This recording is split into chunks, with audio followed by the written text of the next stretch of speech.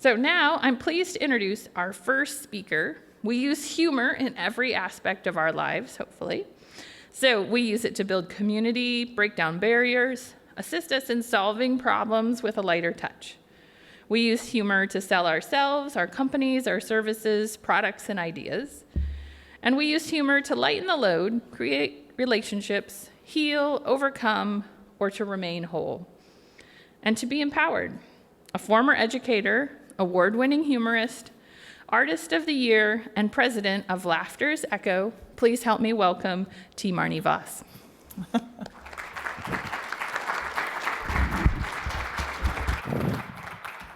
Thanks, Crystal. Thank you, love.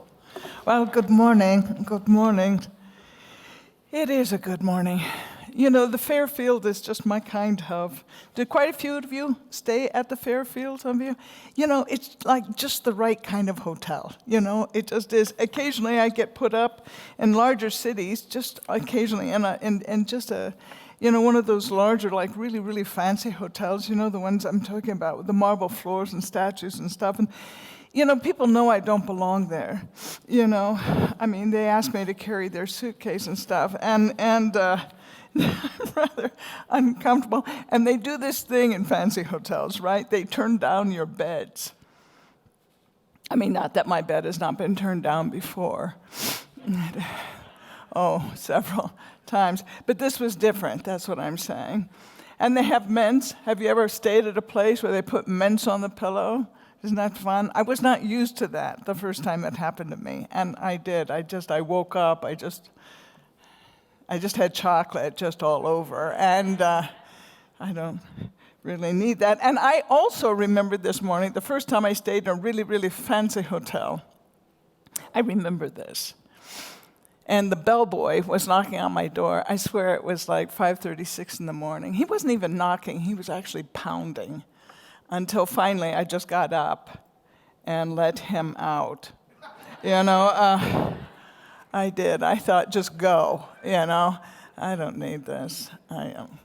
But this is my last night on the road. Tonight I will be in my own home, sleeping in my own bed, alone. Oh, well, I don't know why that would be funny. Anyway, you know, the sound of laughter, though, there's nothing quite like it, is there? There isn't. I mean, you could be in a restaurant, and the table next to you can be laughing, and you don't even know why they're laughing, but it makes you smile, too. There's a contagion about it. In fact, you wish you were sitting with them instead of your family. But there is, and you know, and when I was a kid, you could never hear my mother laugh. My mother would laugh like this. She would laugh like this.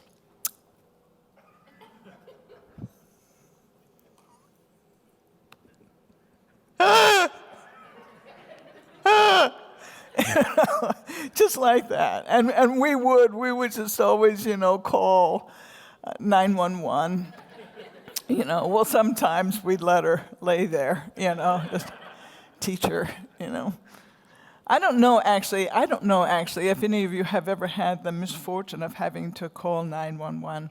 I had to call 911 years upon years ago. In fact, I was teaching high school at the time. I taught high school before I went into stand-up comedy, so there was really little or no transition. You know, there was still a lot of smoking, a lot of drinking. And but I lived in this big old house that had been converted into apartments, which is exactly where you're supposed to live when you're young and broke. And my landlady lived on the first floor, and she was exquisite. She was wonderful. She was funny and intelligent and quick and 84 years old. And do you know that she had a slight stroke? She had a small stroke, and I found her. I called 911. And 911, for real now, was there in like 6 minutes, you know, just like that. You know, hardly enough time to go through her purse, you know. Oh, I'm teasing. I'm teasing. It was plenty of time. No. Yeah, that laughter is, I mean, there's certain laughs, of course, there are certain laughs you never want to hear twice, you know, snorters, you know, I don't know what the hell that is. But and I can take the little one, because we all do the little one from time to time, don't we? We'll be laughing along our regular way, and then all of a sudden it's there. We're like, ha, ha, ha, ha, ha, ha. Oh, what was that? I'm going outside, you know. I don't mind that one. I have empathy. We all have empathy for that one. The one that bothers me, well, it doesn't bother me. It just pops up about twice a year, right? That there's someone in the audience and the snort is their laugh. That's how they laugh. That is their laugh. It's a constant, persistent snorting. They're like, just, I know, they will suck things up off your table. You know, they are finished laughing, and you are like, well, where's my phone? And when we were kids, everybody knew a kid, oh, I love your hair. Good hair, good hair. Yeah, I have some. Shut up. Anyway, yeah, when we were kids, everyone knew a kid like this, or maybe you were that kid. But in my case, it was my sister Steffi. Steffi, you know, I have 5 sisters, and Steffi, we always knew that we were really, really funny at the dinner table when we could get milk to come through Stephanie's nose, you know. It would arc. It would just be like, mwah, mwah. It was like, look at Stephanie, look at that, look at that. Look at that, she put out that cigarette. Look at that, you know. Stephanie's like, you tell those people, tell them I don't do that anymore. I'm like, well, Steffi, you're 64 now. Now it's like wine and mixed drinks, you know. I was like, you know. You could never give her a blended drink. A frozen drink, don't do that. It's like a hailstorm, you know? It's like, she could make you little snow cones. There you go. I mean, we wouldn't eat them. We sold a couple. But here's something kind of interesting. I think it's kind of interesting, but it's also a little thought-provoking. And that is this, is that statistically, which doesn't mean all the time and everybody and all that, but statistically, women, on average, will smile just about 10 times more every day than most men. I know that probably doesn't surprise some of you. I mean, it's just, I don't know what it is, but it's a fact. Well, it's almost a fact for most people most of the time. Women also laugh, on average, about 10 times more every day than most men. I mean, this isn't a competition, but if it was, you guys would so be losing. Anyway, but the reason why I bring it up at all is that those things affect us physiologically, actually affect our health, right?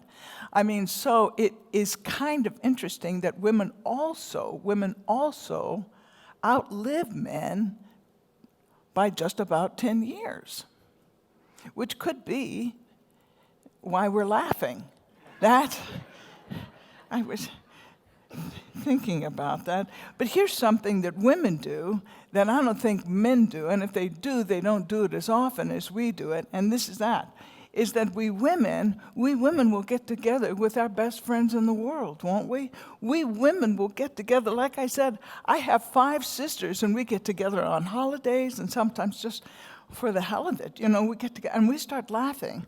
And men get into their groups and they laugh and have a good time too, but there's something wonderful and wild about a group of women laughing. It's just, we are just like, oh.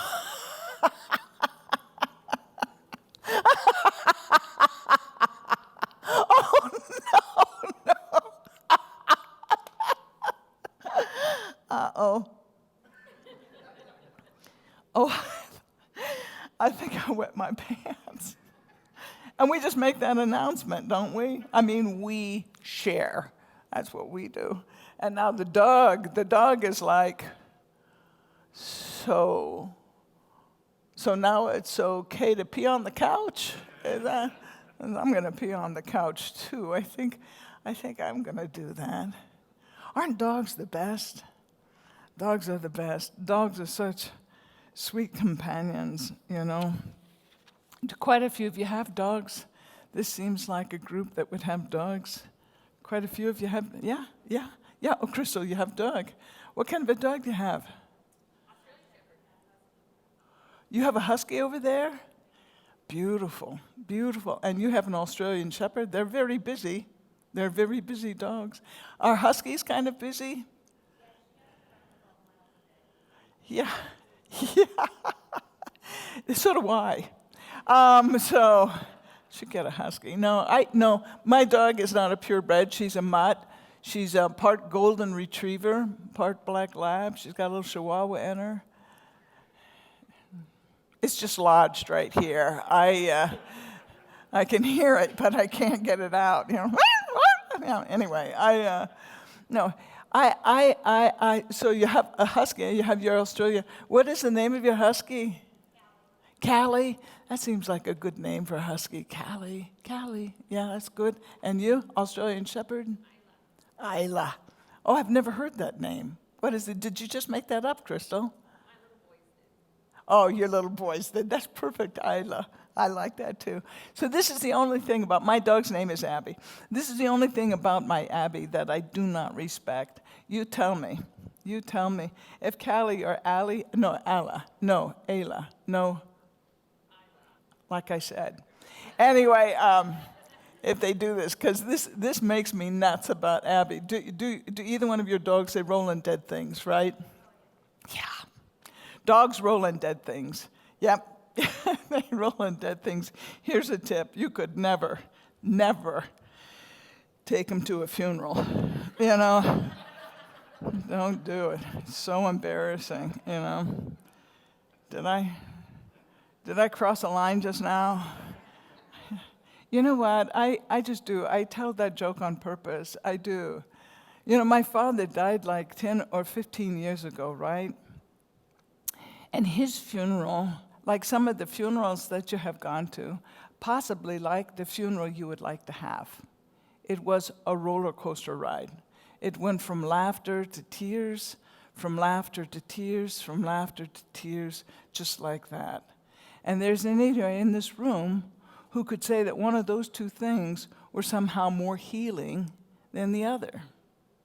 There isn't anybody in here who could say that one of those two things were somehow more cathartic than the other.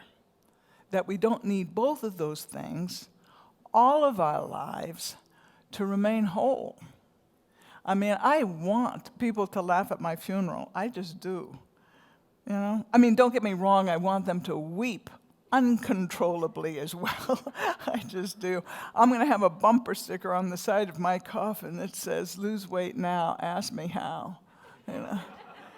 Well, I'm pretty sure that's the only time it's going to happen for me. No, I think my family and I are very average. We are an average family, so I don't think we're alone in our response to sometimes sadness or challenges or, even my great aunt died, so this is, like late April, early May last year, my great aunt, and she was cremated. Well, actually, we think that's what did it. But that is, when I say we need both to remain whole, I actually mean that. And in some cases, unfortunately, it seemed like we knew more about having a good time and taking care of that half of us when we were kids, when we were younger. Kids will laugh on the average, and this is conservative, 200 times a day. The average adult laughs about 17 times a day. And some of you here right now are behind that, so it kind of pisses me off. I'm doing my best, okay? I can't, okay. I know, humor is subjective. Here's the deal. When I say we need both, I mean it. I think that we were granted humor and the ability to laugh in exchange for taking our first breath because we were always going to need it. And there is no place that good humor can't go and probably shouldn't be, particularly in serious situations, because we do need the balance. It stops us from being exhausted. Humor, it makes me crazy sometimes that humor is looked at as a soft topic. It is not. It is, in my world and my research, whether it came out of Harvard or Penn State or Stanford, the research on humor, a sense of joy, a sense of well-being, is not an option, especially when it comes to change. It is a coping mechanism. When you think about all the different ways that people cope, whether they're angry all the time, whether they turn to alcohol, whether they're just pissed at the world, whether they humor has the ability to cope that will probably outdo almost any other option that you have. I truly believe that. In fact, it doesn't even have to do with my beliefs. It has to do with well-documented research. And if anyone here wants that, I am a great resource. I am a great resource. And you can contact me, you can text me, you can email me, you can call me. My number is in the bathroom. And I'm actually kind of serious about this. There's a wealth of information about the power of humor. And we're going to talk about that in just a minute, actually more so, that it's not about jokes. But just to finish this part up, humor is one of those things that reduces stress, probably because stress is not an event, it's how we perceive an event. When you think about certain situations that you might find yourself in, whether it be a flat tire, locking yourself out of the house, whether it be something that comes up at work, and you know that there are 3 or 4 qualified people that can actually help you resolve this issue, there are 2 that you will eliminate right away because they will make the whole process miserable. They will make it worse than it is right now. Humor also lessens anxiety. Harry Tax Sullivan, Harry Tax Sullivan? I don't know who he is either. Anyway, he said this, but I like what he said. He said that anxiety is anticipated. You are anticipating a negative response. We generally find what we're looking for, and anxiety is anticipated. You are anticipating a negative response. And humor is one of those things that can balance that out because it runs in a pack of creativity and humor. Again, we'll talk about that in just a bit. What's that? Did you say something? Oh, I thought I wouldn't mind that at all if you thought of something. Just no pressure. I'm just saying. Okay, I thought you had your hand up, and I'm like, oh, we'll stop, we'll talk. Humor is also a key to survival, and that much I truly believe. It seems to help us to put life's absurdities and just the insanity. Oh my God, I can't wait for this pendulum that is out there right now to swing back to some medium. But it does. In the meantime, humor and a sense of joy and a love of life, it helps us to put life's absurdities into some kind of perspective. And when they're in perspective, it seems that's when we handle things most effectively and most efficiently. And when we're talking about humor, so we know, we're talking about kindly humor, of course. That probably goes without being said, and yet, I will say it. We're not talking about humor that perpetuates negative stereotypes. We are not talking about humor that excludes people or is it maliciously at someone else's expense. We are talking about a kindly kind of humor. And probably a humor that helps us see the forest through the trees, sort of speak. All right, I'm going to have just a sip of coffee. Okay. I want the rest of you to pace yourself because you know what coffee leads to. Anyway, eventually we'll all have to take a break. But a great example of humor that put the forest through the trees, I was in San Francisco at a PBS conference. Don't you love PBS? Anyway, and I didn't actually find this. Someone found it in the San Francisco Chronicle and brought it to me, and it was so wonderfully perfect, and it was a police officer. Her name was Adele Roberts. She was answering a domestic dispute. There are very few people these days who don't know that domestic disputes are very challenging for police officers to answer because there's so many variables and things that they don't know that might happen. And she parks in front of this house, and from from inside the house, she can hear this couple. While she's inside the car, she can hear this couple fighting. And, and she gets out of her car and she goes up the driveway. And when she's halfway up the driveway, you guys, when she is halfway up the driveway, a TV. Oh, come on now. A TV comes flying through the picture window. What is, see, these are two people who need a bit of a timeout. You know, here are two people that, and here's this police officer, and you know, I'm sure she paused, but then she proceeded to the front door, which really had to have been the biggest difference between her and myself. You know, I would have been right back in that car going, can't find the house. And she knocks on the door, and from inside the house comes this, "What? Who is it?" Oh, no. So from her mouth to their ears, she says, "TV repairman." You know, I know, right? You know, and there are 7 seconds of silence, and then the woman starts to laugh, then the man starts to laugh, and then they come to the door and they say, "Yes, we're having some problems. We're having some problems. Someone stole our TV." That's a problem. But you see how she wasn't malicious with her humor. She gave them the pause that they so needed. You know how Covey says there's a pause between stimulus and response, and in that pause we choose. We choose how we are going to respond to a particular issue. And she gave them that pause. She gave them the opportunity to change the story that they were in, and then perhaps resolve it in a better light, in lightness maybe. And I think it is good for all of us to hear stories like that, because we all take turns, you know. I mean, come on.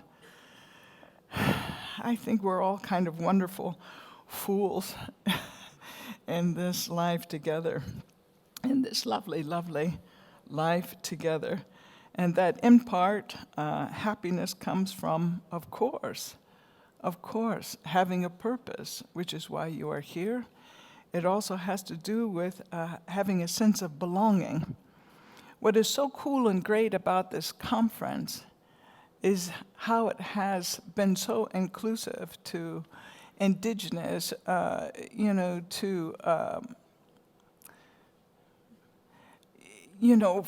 I mean, I did not know that in the past that farmers had not been included in the Platte River Basin. I did not know that Native Americans had not. What they did on Innovation Campus, what Crystal did, what Tricia did, what the group did, to make this so inclusive and to move forward with a variety of solutions, a variety of creativity, to come together, to have a sense of belonging, and to also have a higher purpose.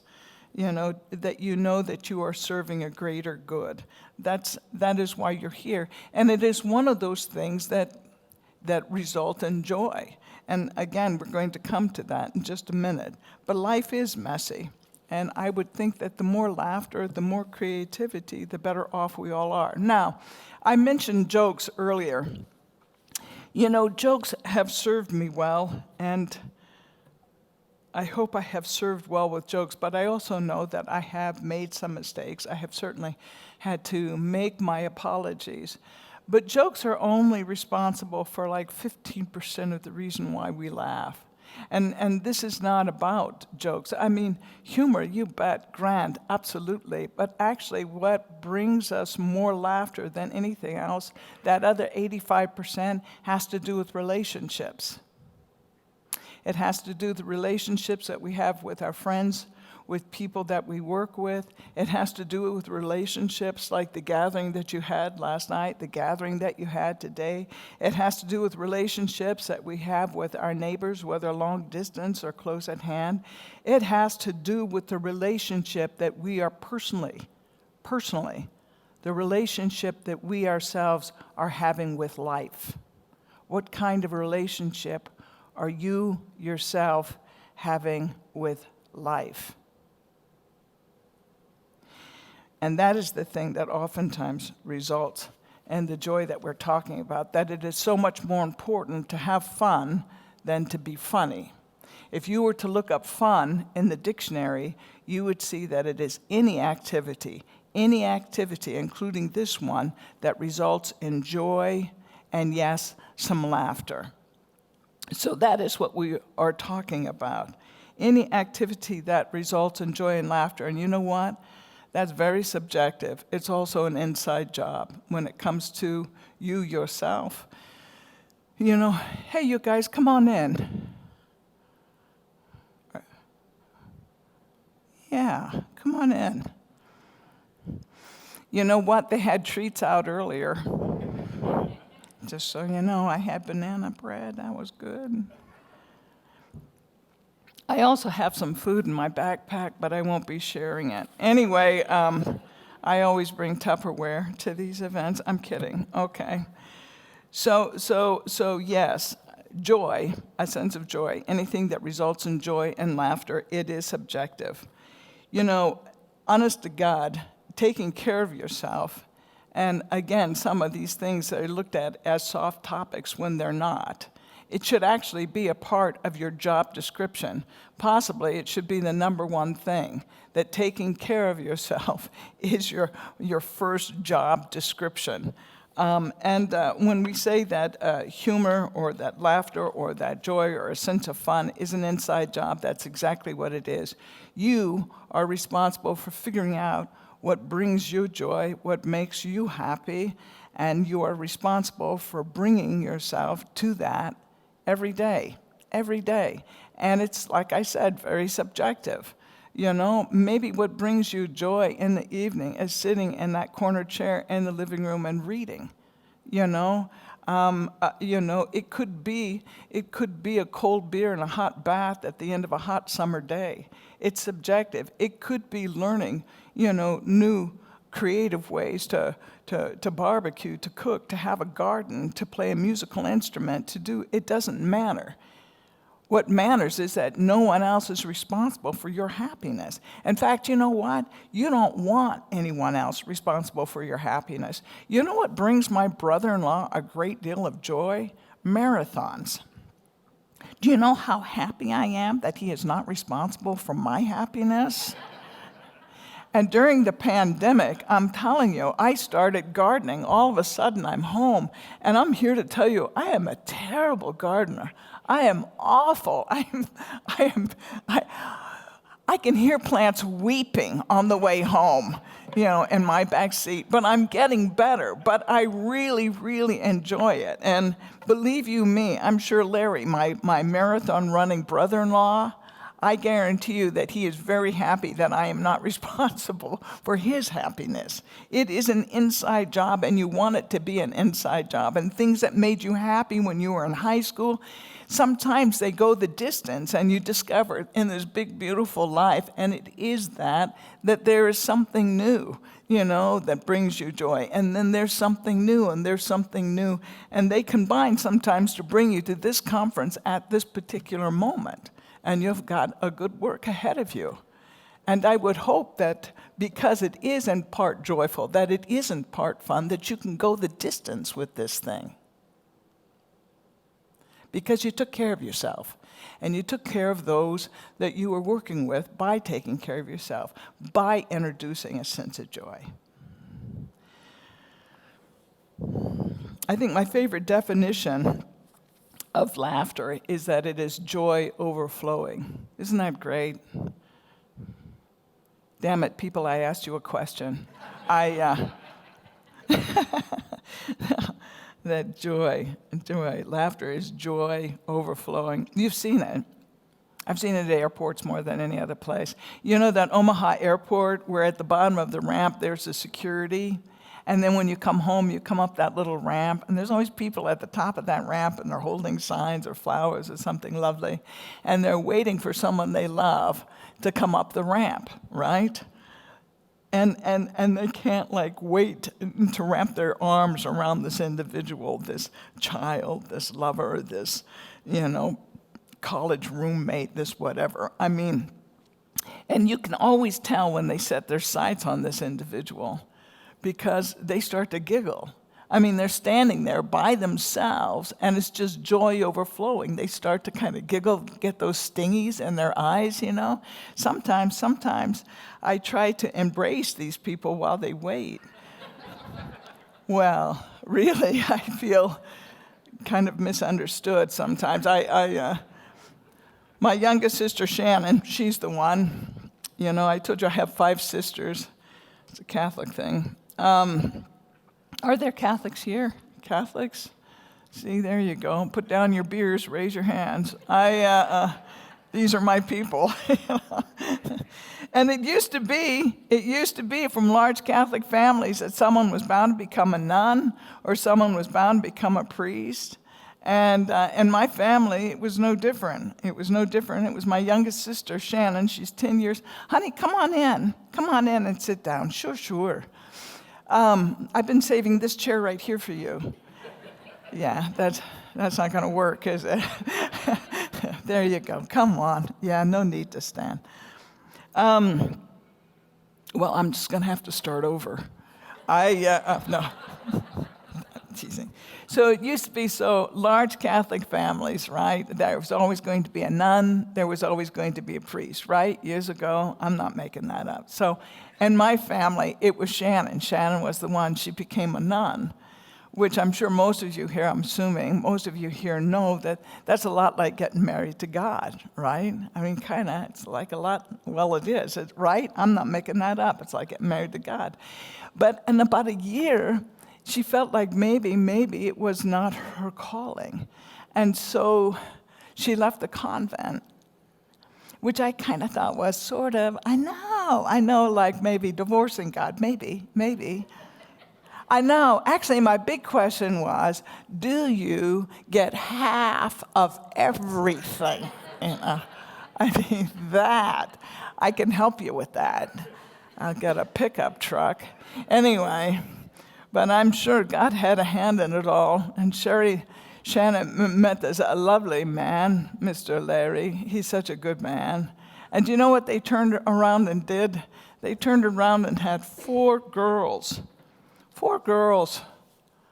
And now almost every day, Shannon wants to go back to the convent, you know, but she cannot. So bridge building, I love when I find things like this. I love when I find research like this. This came out of, bridge building. And it talked about people with humor working with other people.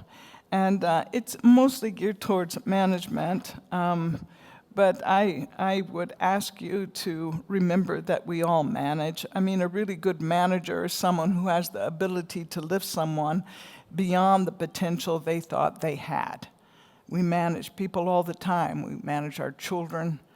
You know, we have the ability to lift people up all the time, whether it's at a drive-through, whether it's a total stranger, whether it's we manage. We choose how we manage moving through the world.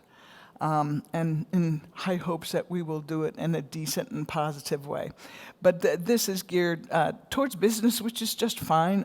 It's just, you know, I think that most of us eventually figure out that, hopefully anyway, that our job, regardless of how important it is, regardless of, that our job is not what defines us. We bring the definition of who it is we are to our work environment. You know, that where we work is just another place that we practice our becoming. And hopefully, again, we are practicing becoming decent. So all of this, keep all of this in mind as we read something that is geared mostly towards business. All right. I do like that, yeah, that humor has always been the expression of the freedom of the human spirit, evidence and our capacity to stand outside of life, hopefully, with great affection and view the human condition. But as much as humor requires a free spirit, it also flourishes obviously, in social settings. Laughter increases as social density increases. William Hodge is a management consultant firm. And first I'm going to give you a few statistics. We kind of lose ourselves in numbers sometimes. So come on in, honey. Come on in. Everyone's been waiting for you. Get your ass in here. Don't even think about backing up. My God. Okay. So the initial numbers I'm going to give you are outdated, and then I'll give you the most current numbers. Okay, so William Hodge, thanks, honey. Thanks for coming on in. You make yourself comfortable. William Hodge, again, management consultant, surveyed 329 company executives, so that's kind of a nice number, right?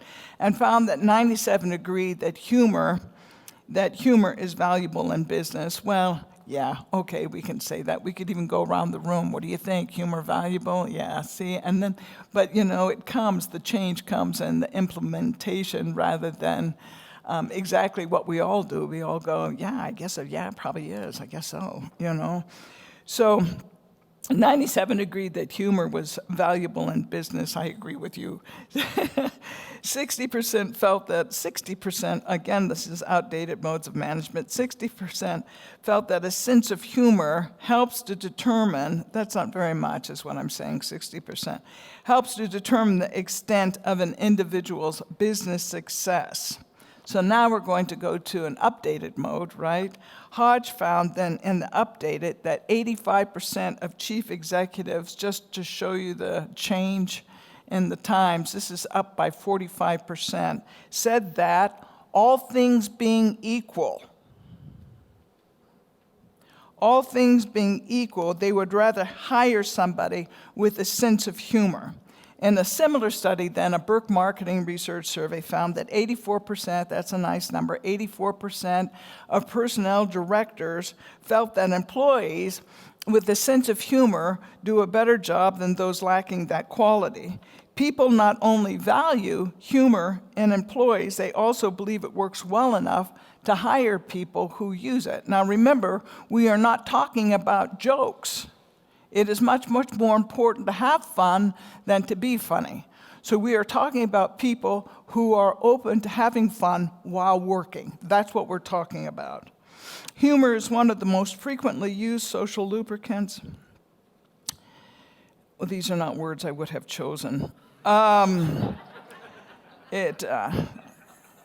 It helps to build quality relationships. Learning to foster the funny side of business, of course, can improve morale and increase team cooperation. It's not a stretch to figure out that people like to work with people that are fun, that laughter is contagious.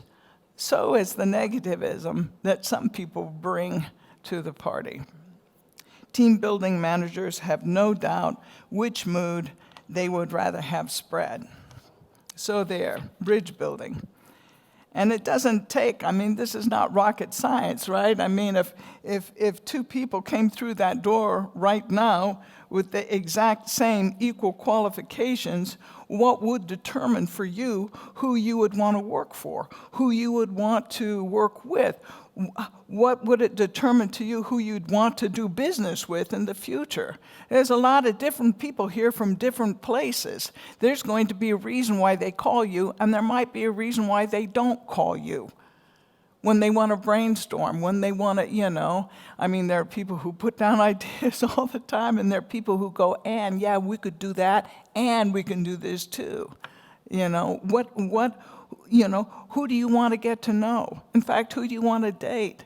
Evidently, humor is the number one thing that women look for in men. And I know some wonderful men, and I think they have a tendency to look for a companion that they can laugh with for the next 20, 30, 40 years. So just to drive this point home, I had a friend on a hiring committee with 4 other people. So there were 5 of them all together, just in case some of you are really bad at math. That's ridiculous. Really, Marni? 4 or 5? Wow. Anyway. So they're on a hiring committee, and now it's down to 3 people, and they're all qualified. Come on in, honey, come on in. There are 3 people, right? And so each one of these are highly qualified people. This is actually when it becomes really, really difficult. And one of the things that now I guess a lot of companies are doing, and certainly what my friend Jane and her group did, was they asked these last 3 people, they said, just be honest with us. Can you tell us, what your greatest weakness is? Just be honest with us. Just tell us what your greatest weakness is. And this woman said, I don't know. Oh, of course, German chocolate cake. Oh my God. I know. And the committee laughed. Now, who do you think got the job? German chocolate cake got the job. She didn't get the job because she was funny. She got the job because she was qualified. But it was really, really hard to ignore that under the onus, under the stress, under the anxiety of being one of the 3 finalists and a job interview, she was able to maintain her sense of humor and her sense of fun, her playfulness. And so they looked at her and they thought, 6 months down the road when everything hits the fan, we want to have someone who is qualified, but we also want to be able to work with someone while we're resolving this issue that might have a sense of humor or have a bit of playfulness about them. Because that would make resolving this problem a little easier and a little less stressful. And that's why she got the job. Okay, yeah. And here's something I just read. So this came out of U.S. News and World Report. It says one laugh. This is a hell of a right turn, but still it's interesting. One laugh equals 3 tablespoons of oat bran. So you might want to pace yourself. See, humor is good for us physiologically. Maybe some of you don't know this, but stress is responsible for 75% of all doctor office visits. Stress. How we perceive the world around us, how we handle things. This is what happens when you laugh. This is some of what happens. This is a nutshell. This is some of what happens. Your heart rate increases from 120 to 160, which is actually good for people who have heart issues because of the sustained arterial relaxation that takes place during a really good laugh, how the arteries dilate. And then we have that, your abdominal muscles that just contract with such great force. On those rare occasions where you have laughed so hard that you're begging people to stop making you laugh, your face hurts, your stomach, you wake up the next morning and it's like, oh my God, what happened? And then you remember some of what happened. Anyway, and but your abdominal muscles contract with great force.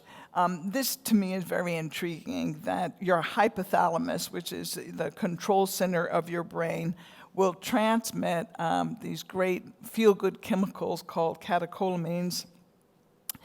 Catecholamines, I don't know, they can go to every area of your brain. I'm kind of editing as I go. But they're chemicals like epinephrine, dopamine, norepinephrine, adrenaline. You've heard of endorphins, and the natural painkillers. Also, what is secreted are analgesic hormones.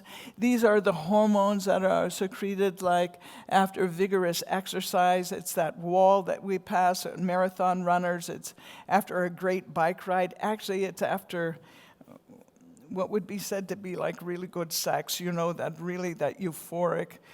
I mean, it shouldn't always be that strenuous, but still, but it for real. I mean, it sounds like a joke, but it's actually real. I mean, that is when those feel-good things happen. Actually, and that are released into our body, into our system. It's almost like we have this wonderful little pharmacy up here, and that's really my point. That's really the point I want to make, is that just take a moment to think about this, that the way we are designed, in fact, I would say in some respects, it reflects the earth around us, it reflects the world around us. The way we are designed Because quite frankly, I think we live unnatural lives. I do. The time, the pressure, the stress, But the way we are created, the way we are designed, the way, whatever you think, made this, okay? That we are designed, we are created to function best physiologically when we are very, very happy. I mean, think about that we are designed to function best when we're happy. I mean, what a great way to be made, What a great motivation to seek that out, what makes you happy. And in the end, I do, of course, I think that it's good to laugh in the bedroom. I just do. I mean, I think it's important not to point, but, the fact of the matter is, isn't it? We find what we're looking for, and we create the world we see. 10 people can be looking at the exact same thing and seeing it 10 different ways. We create the world we see, and we find what we're looking for. If you wake up anticipating the problems of the day, you ought not be so surprised at the end of the day that you've gone and found so many. And we are so many different people, it seems like, in one lifetime. We fall into different habits and different ruts, not all of them happy, not all of them healthy, but we do. I can't tell you how often people have come up to me after a conference and told me that they can't remember when they became so critical of their spouse. They can't remember when that happened. They can't remember when they started being so hard on their children. They don't know when that happened. The good news is that you can start new anytime. It's not easy. I mean, it really is not easy. It takes effort and mindfulness, but there isn't anything in the long run that you can't change with effort, with habit, with choice, with seeing it through. We choose, we practice, we become. It's like people say to me, I just wasn't born with a sense of humor. And you're just going to have to forgive me for this next, but you know what? You weren't born an ass either. We get good at the things we practice. And if you're a really good ass, it means you practice all the time. I have no need to make that sound nicer than it is. It's just the truth. That's the way of it, And we fall in and out of habits. I mean, I'm sure that some of you have been stuck in the rut of being a cynic. I think it's an easy rut to fall into. You look up that word in the dictionary. A cynic is someone who has lost faith in humanity. I can't imagine you showing up here and being a cynic, but I understand it. I mean, maybe some of you have gotten to the habit of complaining all the time. Does anyone here know someone who complains all the time? Oh, I know. Oh, my God. Oh, my. And they're so good at it. And do you know why? They practice all the time. They practice. Every day they practice. Complain, complain, complain. They practice, without giving a thought to all the effort that went into putting this conference together. There are people who are like, well, this and that, and it was cold and the food was, and I just don't know. I mean, if there is something, if you find what you're looking for, and if you are looking to complain, or if you have fallen into the rut of complaining about things all the time, you are closing yourself off to what was being offered. And you are focusing on what you were looking for, which was being complaining, or to be judgmental. And here's the good news and the bad news, and this is a fact. This is a fact. If this is what you are looking for, you have come to the right place. Welcome to the world. There won't be a time. I mean, I'm sure some of you have come into this room right now today and gone, this is stupid. Why are we having this here? I thought this was about the Platte River. I thought this was about water. What the hell, a comic? Really? Really? What's this about? Seriously, I get it. I really get it. But if that is your attitude when you walk into this room, how much are you really going to hear? If you are looking to judge this or to judge anything else in the world, you will not be disappointed, is the point. There will not be a moment, a day that goes by that you will not be able to find things that you can be cynical about, that you can judge, that you can complain, that you can, it's all there. You can fill your plate. You can fill your plate every day with all of this stuff, and you can feast. And it will exhaust you. You can do that all your life. And you know who else it will exhaust? People who have to live with you. People who love you. There's a contagion about that kind of stuff. And if that's what you bring to the table, it affects everybody. And thank God there's a flip side to that coin. Because you know what? If you are a person who woke up this morning looking for hope, hope is what you are going to find. If you are looking for grace in this world, trust me, it is there. It's there along with creativity and all sorts of ideas that your first thought is, no, that's not going to work. Where did that come from? That's stupid. No. When you're talking about creativity, you're open to things that you never really thought about before. And look at that, and there it is, and it works. But if you come with a closed mind, not going to happen. If you come with compassion, if you come with understanding, I'm telling you, if these are the things you look for, these are the things that you will find.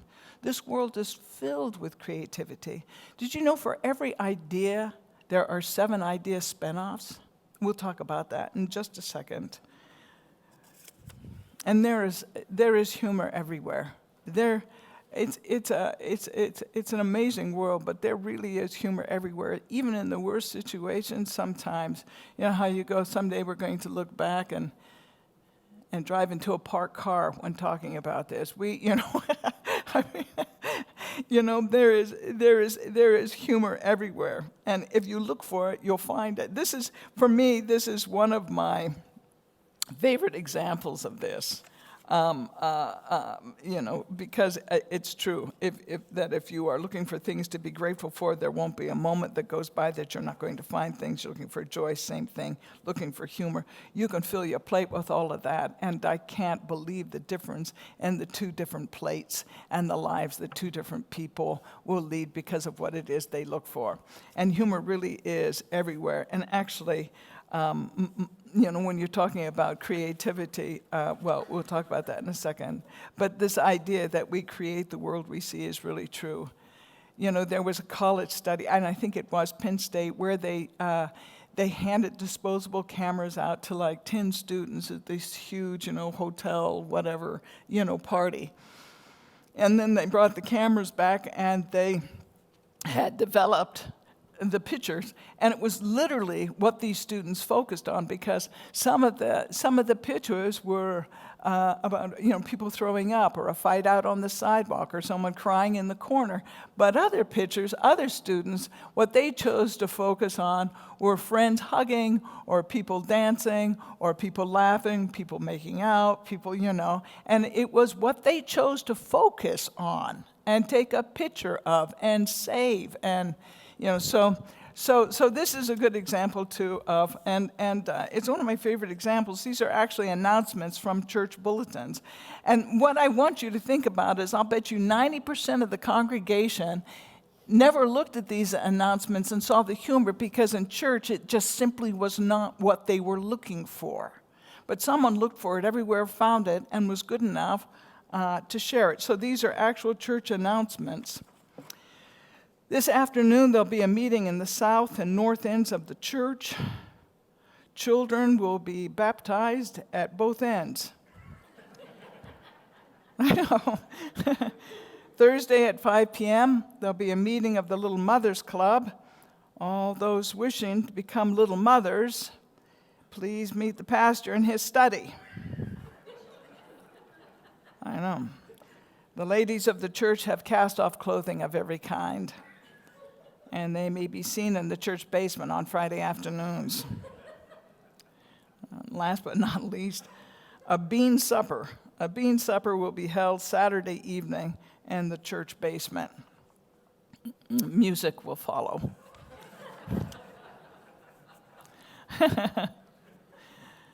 So as far as just to sort of recap, as far as your becoming, oh really, 5 minutes, damn it. All right, we're going to skip this. Well, maybe not. I'll just talk faster.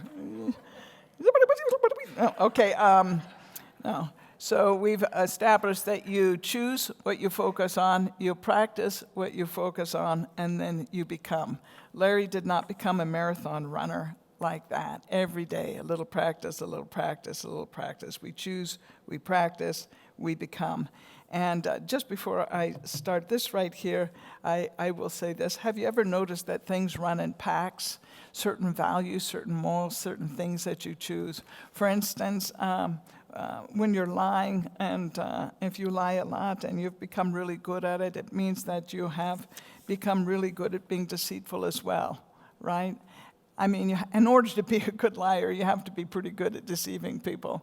And in order to deceive people, it means you have to be really comfortable manipulating people. And if you're really comfortable with that, you see what I'm saying. They travel in packs. It's just like it's very, very hard to be compassionate without really getting good at being understanding. And it's really hard to be understanding and not be forgiving. And so you run in packs.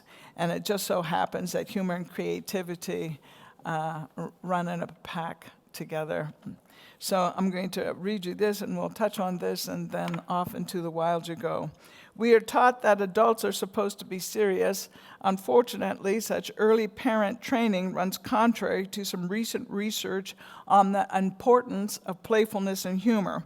Ann Marston out of the University of Minnesota found that the top children, intelligence and social skills in grades 4 through 8 also had the best sense of humor. It goes on to say, we can't leave that sense of humor with the children. In a changing world, that's this world. In a changing world, we need to be open. That's why you're here. We need to be open to fooling around with ideas. To explore new mental connections. Playfulness and humor help to develop flexible thinking. Humor is a brain teaser. It stirs up new perspectives. God knows we live in an age that requires change. It's not an option. It requires change, innovation, and creativity. Humor and creativity truly are sweet companions. Here's something just kind of interesting. According to brain researchers, there are 3 parts of the brain light up during laughter. In fact, the right and the left sides of the brain are most compatible or more compatible during laughter than in any other time. The right side and the left side are most compatible during laughter, during joy. And the second time that they are most compatible is during the playing of an instrument. It has to do with timing, creativity. Laughter, jokes, laughter, fun, whatever. What we tend to laugh about the most are things that disobey conventional expectations. So Stephen Wright gets a postcard from a friend of his, and the postcard is an aerial photograph, and on the other side of the postcard it says, "Wish you were here." It's an aerial photograph of the earth. See, wish you were. Okay, I'm glad I didn't write that. So the essence of lateral thinking and something that is used particularly in jokes is the indirect, using an indirect, a creative approach to a topic or topics, as opposed to the traditional linear approach. The linear approach is kind of a step-by-step approach to resolving an issue. You know, every time you go into starting and explaining humor, I think about Mark Twain. Mark Twain says when you start to try to explain humor and how it works, it's like dissecting a frog. It all kind of dies while you're doing it. And so one of my favorite jokes was left on my answer machine when I was in college. It was left by my Uncle Edward. My Uncle Edward was blind. He's blind all of his life. He lived in New York. I mean, that's what we told him. And no, that's terrible. No, he did. He was blind. He did live in New York. And he leaves this joke on my answering machine, all right, again, college. And the joke is, how come blind people don't skydive? And the answer is it's because it scares the hell out of their dogs. That's why. And so the brain teaser is this, all right? How come blind people don't skydive? Now, your brain is really set up to not question the question, but to seek out the answer. And so right away, your brain is, let me think. And this is the linear, logical, traditional way of resolving an issue, right? Your brain says, skydiving. I might have some things on skydiving. I do have some stuff on blind people, and we have a dog. So I think, and this is all happening in split seconds, right? And then the answer comes. It's because it scares the hell out of their dogs. And for just a moment, your brain's now like, what? Now what? You know? And then what happens is your brain takes these two unlikely concepts, this concept and this concept, which is the essence of all problem solving, this concept and this unlikely concept, bringing it together. And the surprise, it scares the hell out of their dogs, results in laughter. And that is the same way that the brain connects dots. A pun where the dots are like this, and there's nothing to connect. It's just too simple. It's just too like this. It's a groaner. It's a pun kind of thing, you know? But if the dots are so far apart that we can't, now what? Figure this out, you know? But the timing of humor, and sometimes definitely the timing of creativity and the possibilities of bringing new ideas to the table is not only open to people, or people open to laughter, or open to having fun, or open to finding a resolve. It's the dots are like this. So we can bring these two unlikely concepts. This is what we did in the past. This is what we did in the future. This is what I learned last night. And you know what? Between these things, maybe we could do this. And I'm running just, okay. So I was up at 3M doing a thing up there, and they gave me a tour, and there are parts of 3M in St. Paul that you can't go to. But anyway, so they were explaining Post-it notes, and I'm sure some of you have heard the story about Post-it notes, that the scientist was actually supposed to create a glue that would adhere to anything for like ever. I mean, that was what he was supposed to do. And instead, he came up with this glue, this like you're so fired. Right here, you know. But 3M was flexible. Well, maybe we could use this for something. You know, maybe we could use this to make billions of dollars. Maybe we could use it for that, you know. And then remember earlier when I said you come up with an invention, you know, you come up with and that there is a spinoff. And that's what Post-it notes were. Post-it notes. I mean, we have the Post-it notes, we have the little squares that we're all kind of used to, but then someone said, you know, we could have pop-up Post-its, you know, like Kleenex, and the Post-it can come out of there. We could have, like you see at conference, Post-it tablets, you know, where we write it all here, we tear it off, we put it on the wall over here, and it can stay for people to come back and look at it. We have Post-it labels, we have Post-it signs here, we have Post-it highlighters where the little strip is inside the highlighter pen, we have Post-it bookmarkers, we have Post-it notes, we have more than 7 spinoffs. That's creativity. That's an example of creativity. Okay, here's a joke. So a Roman soldier walks into a bar, he holds up 2 fingers and he says, I'll have 5 beers. Roman? Oh, screw you guys. You know, that's it. I've had it. So remember, we live in an age that requires change, innovation. It also requires the courage to make a fool of yourself because you have come up with an idea, the courage to change, the courage to have the innovation, the creativity. You know, Patrick Kavanagh, I just thought of this, and I swear I'll get right off the stage after this. Patrick Kavanagh, I like this. He's an Irish poet. It just came to me just now. He said, and of course I'm paraphrasing, he said, you know what? We should really arrange. I mean, he actually said arrange, that we should actually arrange several times in our life to get really, really tired of who it is we are. That we should just shed our skin and begin again. Take the best of who we are forward, leave the rest behind. It's convenient, but it's old. And last but not least, I love this. So J.R. Tolkien, right? He wrote Lord of the Rings. And some of you might be familiar, some of you might not. It's okay. But these two characters, right? These two characters, Frodo and Gandalf. And Frodo says to Gandalf, I wish it need not have happened in my time. Gandalf says, so do I. And so do all who live in such times. But that is not for them to decide. All we have to decide is what we do with the time that we have been given. I'm glad you're here. I'm glad you're using this time the way you are. I wish you great luck. I wish you many blessings. I thank you so much for having me at your conference. Thank you.